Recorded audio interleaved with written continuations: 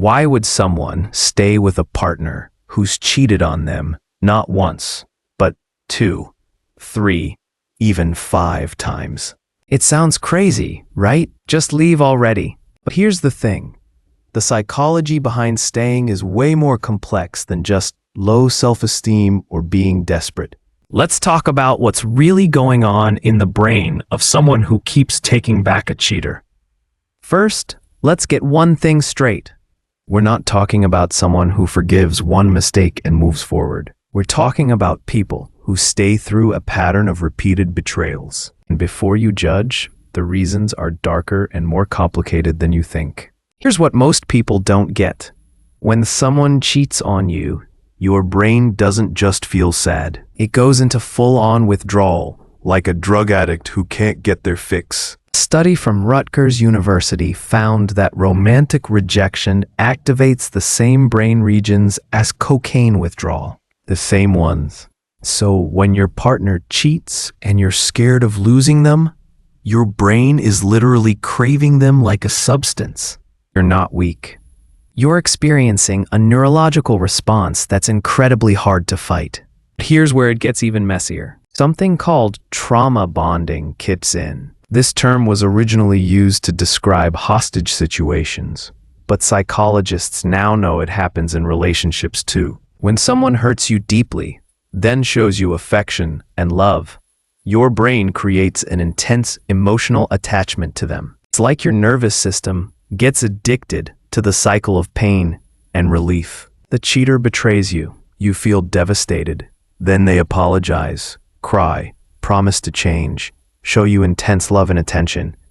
And boom, your brain releases a flood of dopamine and oxytocin. That feel-good cocktail is so powerful that it actually strengthens your bond to them, even though they're the one hurting you. Research published in the Journal of Social and Personal Relationships found that people in on-again, off-again relationships report more passionate love than people in stable relationships.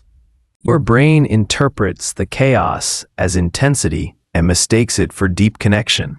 The ups and downs don't weaken the bond. They strengthen it in this twisted way. Now let's talk about something called the sunk cost fallacy. You've invested years, maybe decades into this relationship. You've built a life together. Maybe you've got kids, a house, shared friends, merged finances. Walking away feels like admitting that all those years were wasted. So you tell yourself, if I just stick it out a little longer, all that investment will pay off. But here's the brutal truth. Staying in a bad situation because you've already invested so much is like eating an entire terrible meal just because you paid for it. The money's already gone. Now you're just making yourself miserable for no reason.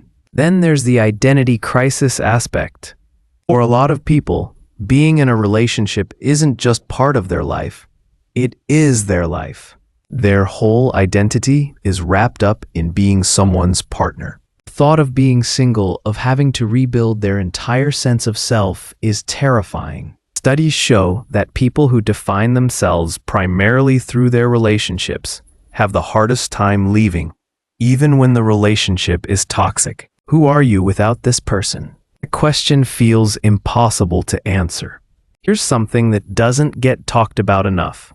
Intermittent reinforcement. This is one of the most powerful psychological principles in existence, and cheaters use it whether they know it or not. When someone is good to you all the time, you get used to it. When someone is terrible to you all the time, you leave. But when someone alternates between treating you amazing and treating you like garbage, your brain can't predict what's coming next. And that unpredictability is insanely addictive. It's the same reason people get hooked on gambling. You never know if the next pull of the slot machine will pay off, so you keep trying. You never know if this time your partner will actually change, so you keep staying. And let's address the elephant in the room. Hope. Hope is beautiful when it's realistic, but it's devastating when it's not. People stay because they truly believe their partner will change. See glimpses of the person they fell in love with, and they think that's the real them. The cheating is just a phase, just a mistake, just something they're working through. Therapists call this potential love. You're not in love with who the person actually is. You're in love with who you believe they could become. But here's the hard truth. You can't love someone into changing. Believe them. There's also shame to consider. Leaving means telling people what happened. It means admitting to your friends, your family, maybe even your kids, that your partner repeatedly betrayed you and you kept taking them back. That's humiliating. So some people stay just to avoid that conversation, to avoid the pitying looks, the I told you so's, the judgment. They'd rather suffer in private than face public embarrassment. Family and cultural pressure plays a huge role too.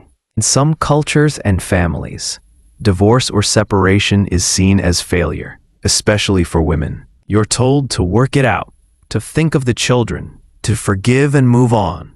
Religious beliefs can make people feel like they have to stay no matter what. And sometimes the financial reality is that leaving means losing your home, your lifestyle, maybe even your kids if custody gets ugly. Some people literally can't afford to leave. But here's what nobody tells you about staying with a serial cheater.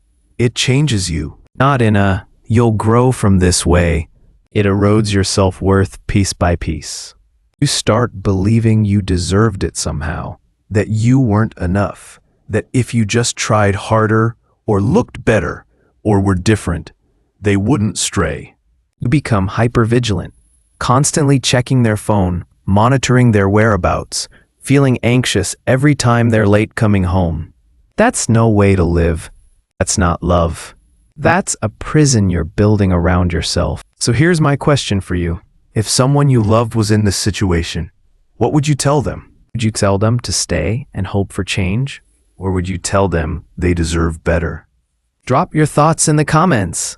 And if this video made you think differently about relationships and betrayal, hit that subscribe button because we dive deep into psychology that actually matters. See you in the next one.